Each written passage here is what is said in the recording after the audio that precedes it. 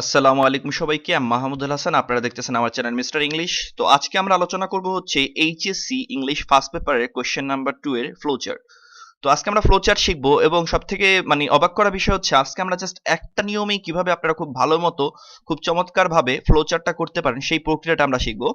তো এই জন্য ভিডিওটা খুব মনোযোগ সহকারে দেখতে হবে, শুরু থেকে শেষ পর্যন্ত দেখতে হবে, যাতে করে আপনারা খুব সহজেই ফ্লোচার্টে পুরো ফুল মার্ক পান। এবং শুধুমাত্র যদিও যে নিয়ম একটাই বা নিয়ম একটা বিষয়ই আছে, তো তবুও আপনার এই ভিডিওর মধ্যে আপনি আপনার ফ্লোচার্ট রিলেটেড সকল প্রশ্নের উত্তর পেয়ে যাবেন। যদি উত্তর নাও পান তবুও কমেন্ট বক্স খালি আছে, সেখানে আপনারা কমেন্ট করবেন, আমি উত্তর দিব। আমি আপনাদেরকে যথাসাধ্য উত্তর দেওয়ার চেষ্টা করব। তো যাই হোক, আর কথা না বাড়িয়ে আমরা আমাদের ভিডিও শুরু করি। ভিডিও শুরু করার আগে একটা জিনিস বলে নিই, যারা এখনো চ্যানেলটা সাবস্ক্রাইব করেননি অবশ্যই সাবস্ক্রাইব করে দিবেন। আর ভিডিওটা ভালো লাগলে অবশ্যই লাইক দিবেন। চ্যানেলে এরকম আরো ভিডিও পেতে আপনাদের অবশ্যই বেল আইকনটা প্রেস করে রাখতে হবে। তো আজকে আমরা শিখবো ফ্লো চার্ট এবং নিয়ম হচ্ছে একটা, এবং এই ফ্লো চার্ট নরমালি আপনার ইংলিশ ফার্স্ট পেপারে কোশ্চেন নাম্বার 2 তে থাকে। কোশ্চেন নাম্বার 2 তে যদি শুধুমাত্র যে ফ্লো চার্ট থাকে এরকম না, এখানে ইনফরমেশন ট্রান্সফারও থাকে। এটা নিয়ে অন্য আরেকদিন আমরা ভিডিও করব। তো আপনাদের ফ্লো চার্ট অথবা ইনফরমেশন ট্রান্সফার যে কোনো একটা দেওয়া থাকবে, এবং যদি ফ্লো চার্ট দেওয়া থাকে তাহলে আপনাকে ফ্লো চার্টই করতে হবে। ইনফরমেশন ট্রান্সফার যদি দেওয়া থাকে তাহলে ইনফরমেশন ট্রান্সফারই আপনাকে করতে হবে। ঠিক আছে, তো এই হচ্ছে বিষয়টা। আশা করি আপনারা এখন বুঝে নিয়েছেন, এবং দুটোটাতেই নাম্বার হচ্ছে আপনাদের 10। তো আজকে আমরা ফ্লোচার্ট যেটা থেকে দেখবো বা যেখান থেকে রুলসটা আমরা আয়ত্ত করব সেটা হচ্ছে রাজশাহী বোর্ড 2017। এইখান থেকে আমরা বুঝবো যে কিভাবে একটা নিয়ম আমরা করে বিষয়টাকে অ্যাপ্লাই করে আমরা করতে পারি। তো রাজশাহী বোর্ড 2017 এটার আমরা ফ্লোচার্ট করব, এবং এখানে দেখেন কি বলছে, রিড দ্য ফলোইং টেক্সট, উল্লেখিত অনুচ্ছেদটি পড়ো, অ্যান্ড মেক আ ফ্লোচার্ট, এবং একটা ফ্লোচার্ট তৈরি করো, showing the situations of adolescent girls in Bangladesh. বাংলাদেশে কিশোরী মেয়েদের অবস্থা দেখিয়ে একটা ফ্লোচার্ট তৈরি করতে বলছে। তো টপিকটা কি? দি সিচুয়েশনস অফ অ্যাডোলেসেন্ট গার্লস। একটা জিনিস মনে রাখবেন, ফ্লো চার্টের টপিক শোয়িং কথাটার পরে থেকে একদম শেষ পর্যন্তই নরমালি থেকে থাকে ফ্লো চার্টের টপিক, যেই টপিকে ফ্লো চার্টটা করতে বলা হয়। তো এখানে আমাদের ফ্লো চার্ট, এই হচ্ছে প্যাসেজটা পড়তে বলা হয়েছে এবং এই হচ্ছে ফ্লো চার্টটা দেওয়া হয়েছে। তো এখানে যদি খেয়াল করেন, প্রথম ইনফরমেশন হচ্ছে কি গেটিং ম্যারিড আর্লি। আপনাকে এই একটা ক্লুই দেওয়া হয়েছে এবং পরবর্তীগুলো আপনাকে লিখতে হবে। এখন আমাদের রুলস কিন্তু শুধুমাত্র এইটাই। এখন আপনারা বলতে পারেন এইটা তো প্রশ্ন, রুলস কিভাবে হলো? তো সেই জিনিসটা আমি এখন আপনাদের বোঝাবো কিভাবে এটা রুলস হলো। তো এইখানে খেয়াল করেন, গেটিং ম্যারিড আর্লি এই ইনফরমেশনটা কোথা থেকে নেওয়া হয়েছে? এই যে গেটস ম্যারিড, বিবাহ করে। তো একটা কিশোরী মেয়েদের সম্পর্কেই বলতেছে। তো এই যে ইনফরমেশনটার এর সাথে এক্সট্রা কিছু ওয়ার্ড আর্লি বসানো হয়েছে। তো এরকম চাইলে আপনি কিছু নতুন ওয়ার্ড বসাতে পারেন, বাট মেইন ইনফরমেশন জানি ঠিক থাকে সেই বিষয়টা চিন্তা রাখবেন, সেই জিনিসটা খেয়াল রাখবেন। ওকে, তো আমরা এখন দেখি যে কিভাবে আসলে একটা নিয়ম আমাদের অ্যাপ্লাই করছে। আমাদের এই নিয়মটা পুরোপুরি এটার মধ্যেই আছে। কিভাবে দেখেন, পুরোপুরি যা আছে এটাই, এই হচ্ছে আমাদের ক্লু, এটাই হচ্ছে আমাদের একটা রুলস। কিভাবে খেয়াল করেন, তো আমাদের এই ইনফরমেশনটা দেওয়া আছে, খেয়াল করেন। প্রথমত এটা একটা বক্সে ইনফরমেশন দেওয়া আছে, তো পরবর্তীগুলো আমাদের বক্স করেই লিখতে হবে। এই জন্য 6টি বক্স যে আমরা করব তা আয়ত আকৃতির বা বর্গাকৃতির হতে হবে। আয়ত আকৃতি বুঝতে পারতেছেন, বিপরীত বাহুগুলো সমান, আর বর্গাকৃতি মানে হচ্ছে চারোটা বাহুই সমান। যেমন এটা একটা আয়ত আকৃতি, এই বাহু সমান, ঠিক আছে, আবার এই বাহু সমান, ঠিক আছে। তো এরকম, এবং আপনার দ্বিতীয় বিষয়টা দেখেন, এখানে আমাদের এইখানে দেখেন নাম্বার 1 দেওয়া আছে, এরপরে number 2, number 3, number 4, number 5, number 6। এবং একটা জিনিস মনে রাখবেন, অনেকজন আপনারা 5টা বক্স করে রেখে দেন, এটা কিন্তু অনেক বড় ভুল। আপনারা 6 নাম্বার বক্স পর্যন্ত লিখবেন। আপনারা মনে করেন যে হ্যাঁ 5টা তো আমি লিখে ফেলছি, আসলে না, আপনাকে একটা ক্লু দেওয়া থাকে, আপনাকে নিজের থেকে আরো 5টা আপনাকে লিখতে হবে। ঠিক আছে, নিজের থেকে আরো 5টা আপনাকে লিখতে হবে। তো এখানে ক্লু গুলো কি কি আছে দেখেন, খেয়াল করেন। তো প্রথম হচ্ছে আমাদের বক্স, 6টা বক্স আমাদের কি সমান আকৃতির হতে হবে। যদিও এখানে এটা সমান না, বাট আপনি যখন লিখবেন তা অবশ্যই সমান হতে হবে। এখন কথা হচ্ছে কেমন সমান হতে হবে। সমান হচ্ছে আপনার খালি চোখে দেখলে জানি বোঝা যায় যে না বক্সগুলো সমান, তাহলে এটা ঠিক আছে।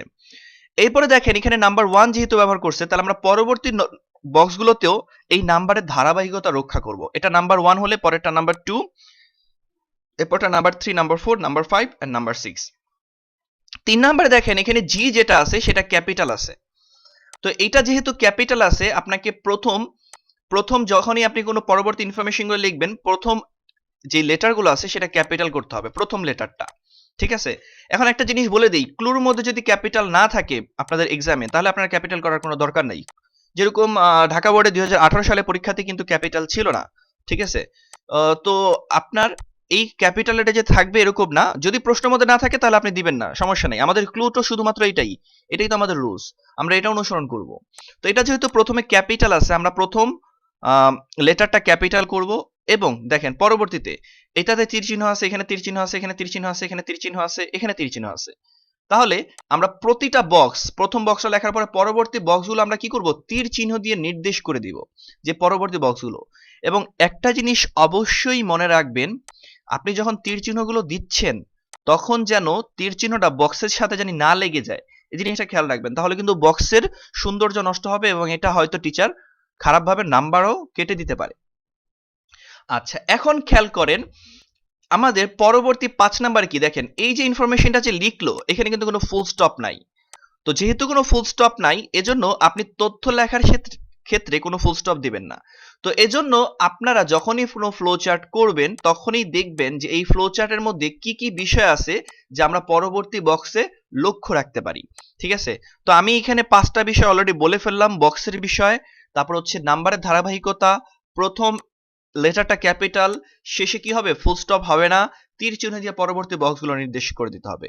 এবং আরেকটা বিষয় সেটা হচ্ছে, দেখেন এই যে ইনফরমেশনটা যে লেখা হলো, তথ্য লেখার সময় প্রথম তথ্যটা ব্যবহার করতে হবে এবং এটার নিয়ম অনুসারে পরবর্তী তথ্যগুলো সাজাতে হবে। এইটা কোন নিয়মে আছে খেয়াল করেন, তথ্যগুলো যেভাবে থাকে সেখানে যদি আপনি একটু ফোকাস করেন, মানে এখানে আমি একটা দিয়ে দিচ্ছি ডায়াগ্রাম, তথ্যগুলো যেভাবে লিখতে হবে অথবা থাকে, কিভাবে থাকে, ফ্রেজ আকারে থাকে, verb plus ING plus object অথবা এক্সটেনশন আকারে থাকে। তো এখন আপনি যদি এই তথ্যটা খেয়াল করেন, এখানে গেটিং এর সাথে আইএনজি হয়েছে, তাহলে আমাদের এই রুলসটা মিলে গেছে।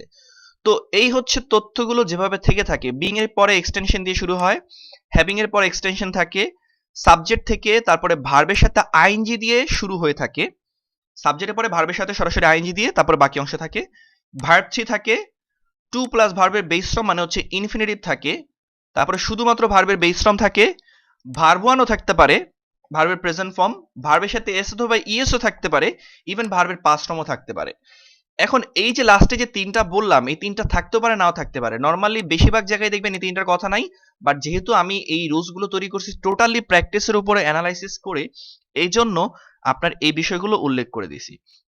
ঠিক আছে, তো এই হচ্ছে তথ্যগুলো এইভাবে থেকে থাকে আর কি। এখন আপনি যদি খেয়াল করেন এই মধ্যে থেকে কিভাবে তথ্যটা আসে, এখানে আমাদের অবশ্যই ভার্বের সাথে আইএনজি প্লাস অবজেক্ট দিয়ে আছে, এজন্য আমরা পরবর্তী তথ্যগুলো লেখার ক্ষেত্রেও ভার্বের সাথে আইএনজি প্লাস অবজেক্ট অথবা এক্সটেনশন দিয়ে পরবর্তী তথ্যগুলো আমাদের লিখতে হবে।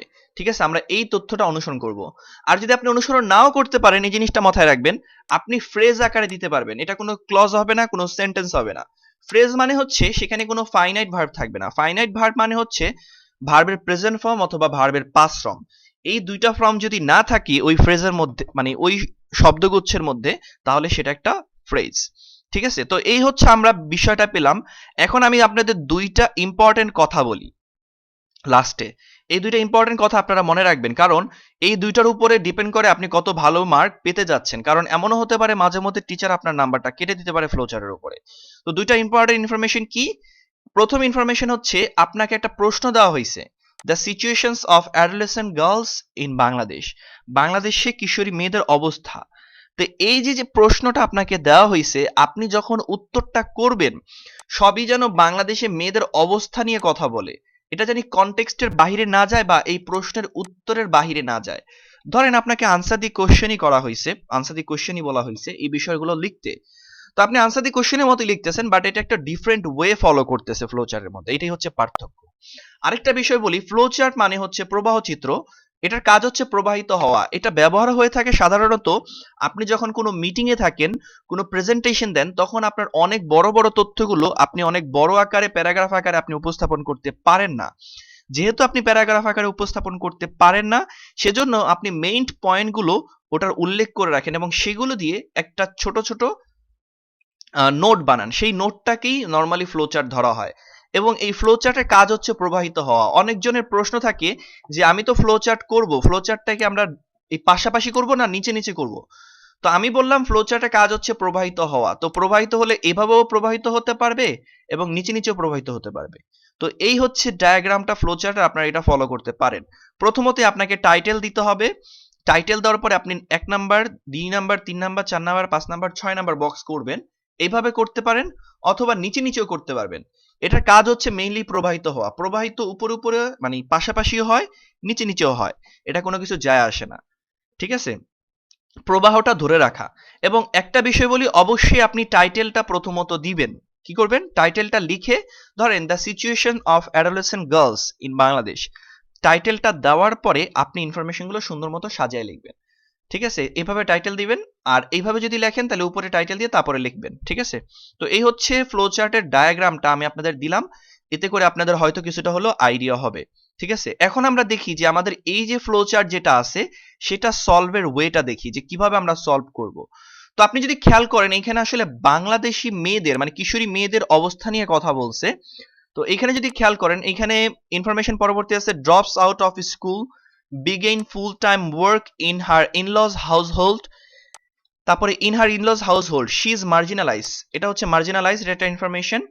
তো become vulnerable to all form of abuse include dowry related violence। তো এইখানে বাংলাদেশি মেয়েদের অবস্থা নিয়ে আমি বিষয়গুলোকে এইভাবে আপনারা প্রথমত দাগায় নিবেন, দেখেন এভাবে দাগায় নিবেন, আমি দাগায় যেভাবে নিছি এই হচ্ছে information. Drops out of school, begin full time work in her in-laws house, তারপরে ইজ মার্জিনালাইজড, তারপরে becomes vulnerable to all form of abuse, তারপরে ডাউরি রিলেটেড ভায়োলেন্স, মানে এটাও সে ঝুঁকিপ্রবণ হয়ে থাকে। তারপর হচ্ছে পে ডাউরি, তারা যৌতুক দিয়ে থাকে। এখন আপনি বলতে পারেন এটা তো গৃহবধূর বাবা মা দেয়, বাবা মা দেয় মানে সেই দেয় এক কথা, ঠিক আছে? তো এই ইনফরমেশনটা আপনি লিখতে পারেন, না লিখলেও কোনো সমস্যা নাই। আমরা যত ইনফরমেশন পাবো যেটা আসলে মেয়েদের সাথে যায় সেই ইনফরমেশনগুলো দাগায় নিব। তারপরে দেখেন there are greater health risk in terms of pregnancy and childbirth, এটা একটা ইনফরমেশন মেয়েদের সম্পর্কিত। তারপরে হচ্ছে আনইনফর্মড, এটা একটা ইনফরমেশন। তো আপনি যদি খেয়াল করেন আমরা যদি এই ইনফরমেশনটা বাদ দেই তারপরে আমরা কতগুলো ইনফরমেশন পেলাম, একটা, দুইটা, তারপর হচ্ছে তিনটা, চারটা, এন্ড পাঁচটা, ছয়টা, সাতটা, আটটা। তো আমাদের লিখতে হবে পাঁচটা। এখন কথা হচ্ছে যেহেতু আমরা আটটা পাইছি তো আটটার তো আটটাই আমাদের লিখতে হবে এরকম তো কোনো কথা না, আমরা পাঁচটা লিখবো। এবং পাঁচটা কোনটা লিখবেন? যেগুলো সব থেকে ভালো যায় এই অবস্থার সাথে বা প্রশ্নের সাথে সব থেকে ভালো যায় সেই পাঁচটা আপনি লিখবেন। এখানে আরো ইনফরমেশন আছে আমি দাগাই নেই, বাট এই আটটা মোটামুটি গুরুত্বপূর্ণ এবং আপনাদের দেখানোর জন্য যথেষ্ট, সেজন্য আমি এই আটটা দেখাইছি। এখন যদি আপনি পরবর্তী তথ্যটা লিখতে যান, ধরেন আমি এই ড্রপস আউট অফ স্কুল এই কথাটা যদি লিখতে যাই তাহলে আমাদের গেটের সাথে ছিল আইএনজি, তাহলে ড্রপের সাথেও কি হবে? আইএনজি হবে। এবং ইনফরমেশন লিখবো কি? Dropping out of school, dropping out of school, ঠিক আছে? এবং খেয়াল করেন কোনো ফুল স্টপ নাই শেষে, এটা হচ্ছে পাশাপাশি লেখা ফ্লো চার্ট, ঠিক আছে? এরপরে খেয়াল করেন আমাদের ইনফরমেশন ছিল begin full time work in her in-laws household. খেয়াল করেন এই ইনফরমেশনটা অনেকটা বড় ইনফরমেশন, এত বড় ইনফরমেশন আমরা কি লিখতে পারবো? ঠিক আছে, অনেক বড় একটা ইনফরমেশন। তো আমরা চেষ্টা করব যদি কোনো বড় ইনফরমেশন থাকে আমরা ভিন্ন কথা দিয়ে মানে ওই একই ইনফরমেশন রেখে ভিন্ন কথা দিয়ে যদি আমরা রূপান্তর করে দিতে পারি অথবা লিখতে পারি তাও আমাদের জন্য চলবে। তো আমি এটা মোটামুটি এভাবেই রাখছি যাতে আপনার কোনো বুঝতে সমস্যা না হয়। Beginning full time work in her in-laws house, ঠিক আছে? ইনলজ হাউস, এখানে অ্যাপোস্ট্রফি হবে, অ্যাপোস্ট্রফিটা আসে নাই, মানে শ্বশুর শাশুড়ি বাসায় পূর্ণ দিবস কাজ করা তার শুরু হয়ে যায়। তারপরে ইনফরমেশন হচ্ছে ইজ মার্জিনালাইজড, তাই এটা ইজ মার্জিনালাইজড যে আছে এটা আমাদের হবে বিং মার্জিনালাইজড, কারণ ইজ এর সাথে যদি আমরা আইএনজি যোগ করি তাহলে তো ইজিং হবে, তাই না? না, ইজ এর সাথে আইএনজি যদি যোগ করি না, আমরা যোগ করি হচ্ছে ইজ এর বেস ফর্ম, বেস ফর্মটা হচ্ছে আমাদের কি? বি। তো বি এর এটার বেস ফর্ম হচ্ছে বিং, এজন্য বিং মার্জিনালাইজড, ঠিক আছে? এবং শেষ অবশ্যই ফুল স্টপ জানি না থাকে।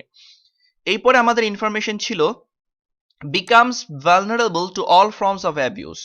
তো এখানে আমরা দিব becomes-টা আমরা আইএনজি করে দিব becoming vulnerable to all forms of abuse, ঠিক আছে? তো অতটুকু ইনফরমেশন দিলাম না, ঠিক আছে? এখন খেয়াল করেন পরবর্তীতে there are greater health risks in terms of pregnancy and childbirth। এই ইনফরমেশনটা মানে তারা সম্মুখীন হয় সেই কথাটা দিয়ে আমি ভার্বটা চেঞ্জ করে দিয়েছি যাতে করে, বা ভার্ব একটা নিয়ে নিয়েছি যাতে করে বিষয়টা লেখা যায়। Facing health risk during pregnancy and child birth, একই কথা কিন্তু জাস্ট একটু ডিফারেন্ট ওয়েতে লেখা। তো এই হচ্ছে আপনার ছয়টা ইনফরমেশন বা একটা ইনফরমেশন ফলো করে আমরা পরবর্তী ছয়টা ইনফরমেশন করলাম। তো এইভাবে খুব সহজেই আপনি ফ্লো চার্ট করতে পারেন। কি বিষয়টা বললাম আবার একটু দেখে নেন যাতে করে আপনাদের বুঝতে সুবিধা হয়। ১ ৬টা বক্স থাকতে হবে। তারপরে কি বক্সগুলোর নাম্বারের ধারাবাহিকতা রক্ষা করতে হবে। প্রথম লেটারটা ক্যাপিটাল হবে। শেষে ফুল স্টপ দেওয়া যাবে না। তীর চিহ্ন দিয়ে পরবর্তী বক্সগুলো নির্দেশ করে দিতে হবে এবং তথ্যগুলো একটা নির্দিষ্ট ফরম্যাটে লিখতে হবে এবং সবথেকে গুরুত্বপূর্ণ বিষয় প্রশ্নের আলোকে তথ্য লিখতে হবে। প্রশ্নের বাহিরে জানি না যায়, একদমই বাহিরে জানি না যায়, তাহলে পুরোপুরি নাম্বার কেটে দেওয়ার সামর্থ্য আছে। ধরেন আপনি যদি ৩ নাম্বারই তথ্যের বাহিরে একটা ইনফরমেশন লিখলেন, হতে পারে আপনার ৪ ৫ ৬ কেটে দিতে পারে, তাহলে আপনি ৮ মার্ক হারিয়ে ফেললেন। এজন্য কোনোভাবেই আপনি ধারাবাহিকতা জানি নষ্ট না হয় সেটার দিকে খেয়াল রাখতে হবে। ঠিক আছে? তো এই বিষয়টা অবশ্যই আপনি খেয়াল রাখবেন এবং আপনার এই যে তথ্যটা যেটা দেওয়া থাকবে সেটা অনুসারেই পরবর্তী তথ্যগুলো আপনাকে লিখতে হবে। যদি আপনি এই অনুসরণটা না করেন তাহলে আপনাকে অবশ্যই নাম্বার কেটে দেওয়া হবে। তো এই হচ্ছে তথ্য লেখার বিষয়। এখন এটা হচ্ছে আপনারা পাশাপাশি যদি ফ্লোচার্ট লেখেন এভাবে লিখবেন। অবশ্যই দেখেন প্রথমত আমি টাইটেল দিছি the situations of adolescent girls in Bangladesh. তো আপনি যদি নিচে নিচে লেখেন তাহলে আপনি এভাবে লিখবেন the situations of adolescent girls in Bangladesh. ঠিক আছে? তো এই যে এইভাবে লিখবেন। এখন আমি জানি আপনারা অধিকাংশই নিচে নিচে লেখাটাকে বেশি সমর্থন করছেন, কিন্তু কথা হচ্ছে আমি এই ক্ষেত্রে আপনাদের বলবো আপনাদের কলেজের টিচার আপনাদের যে কোনো একটা ভাবে বলছে হয়তো লিখতে, হয়তো পাশাপাশি অথবা নিচে নিচে। আমার বিরোধিতা হয়তো অনেকজন করবেন, বাট আমি বিষয়টা অলরেডি বুঝাই ফেলছি। ফ্লোচার্ট মানে হচ্ছে প্রবাহ চিত্র, এটার মেইন কাজ হচ্ছে প্রবাহ হওয়া। তো এটা আপনি পাশাপাশি লিখতে পারেন, নিচে নিচে লিখতে পারেন। আপনার কলেজের শিক্ষক উনি যেভাবে বলে যে এভাবে লেখো, ওভাবে লেখেন। এখন উনি যদি কোনো কিছু নাই বলে তাহলে আপনার যেভাবে খুশি আপনি সেভাবে লেখেন। এটা টোটালি আপনার উপরে। ঠিক আছে? তো এই হচ্ছে আমাদের ফ্লোচার্টের বিষয়। আর একটা জিনিস অবশ্যই মনে রাখবেন, সেটা হচ্ছে ফ্লোচার্টের ইনফরমেশন যখন লেখেন, দেখেন এই যে বক্সগুলো আমি সমান সমান দিছি, অলমোস্ট কাছাকাছি, দেখতে জানি চোখের মতো একমতো মানে একই রকম লাগে। তো এই জিনিসটা আপনাদের কিন্তু অবশ্যই খেয়াল রাখতে হবে এবং এই ফ্লোচার্টটা অনেক সাবধানতার সাথে লিখতে হবে, কারণ লিখা কম নাম্বার অনেক বেশি। এটাতে 10-এ 10 খুব সহজেই পাওয়া যায়, কিন্তু সামান্য কিছু ভুল করেন এজন্য 10-এ 10 পান না। ঠিক আছে? এই হচ্ছে ফ্লোচার্ট লিখার পদ্ধতি। আশা করি আমি মোটামুটি সকল প্রশ্নের উত্তরই দিছি। তবুও যদি আপনাদের কোনো প্রশ্ন থেকে থাকে এটা নিয়ে, তাহলে আপনারা খুব সহজেই প্রশ্নগুলো করতে পারেন। এই হচ্ছে আমাদের আসলে বিষয়টা। আর আরেকটা বিষয় বলি, অনেকজন হয়তো এই শীটটা আপনারা চাইবেন, বাট আমি আপনাদের বলতেছি ইংলিশ ফার্স্ট পেপারে একটা বই আমার অলরেডি পাবলিশ হয়েছে। আমি আজকের মধ্যেই হয়তো ভিডিওটা দিব। আপনারা সেই ইংলিশ ফার্স্ট পেপারের বইটা সংগ্রহ করতে পারেন। সেখানে এই ফ্লোচার্টের যে রুলসগুলো আপনাদের আমি এখন দেখালাম সেই সকল বিষয়গুলো দেওয়া আছে। ফ্লোচার্ট অনেকগুলো ইম্পর্টেন্ট ফ্লোচার্ট দেওয়া আছে এবং অনেক কিছুই দেওয়া আছে যেটা আসলে আপনার ফ্লোচার্ট লেখার জন্য বা প্রতিটা আপনার ফার্স্ট পেপারের টপিক খুব ভালো মতো লেখার জন্য এবং পুরোপুরি ফুল মার্ক পাওয়ার জন্য আপনাকে সহায়তা করবে। ঠিক আছে? এবং আপনারা জানেন যে আপনাদের রিটেন পার্টে অনেক কিছু আছে এবং আপনাদের রিটেন পার্ট অনেক কিছু চেঞ্জ হয়েছে। তো সেই বিষয়গুলো আপনাদের জন্য মানে জানার জন্য বা বোঝার জন্য আপনাদের বইটা সংগ্রহ করা খুবই জরুরি। তো বইটার জন্য আপনারা কমেন্ট করতে পারেন এবং আপনারা মানে এই ইনফরমেশন গুলোর জন্য বইটা সংগ্রহ করতে পারেন। আর যদি এমনিও কোনো প্রশ্ন থেকে থাকে ফ্লোচার্ট নিয়ে তাহলে আপনারা কমেন্ট করে জানাতে পারেন। ঠিক আছে? তো আজকে এই পর্যন্তই। যেতে যেতে একটা শেষ কথা বলে যাই, সেটা হচ্ছে যে অবশ্যই ফ্লোচার্ট করার সময় এই প্রশ্নের আলোকে আপনাকে লিখতে হবে এবং এই তথ্যটা অনুসরণ করতে হবে। তো আমাদের এই তথ্যটা অনুসরণ করে এই একটা নিয়মের ভিত্তিতেই আমরা ফ্লোচার্ট করতে পারবো। ঠিক আছে?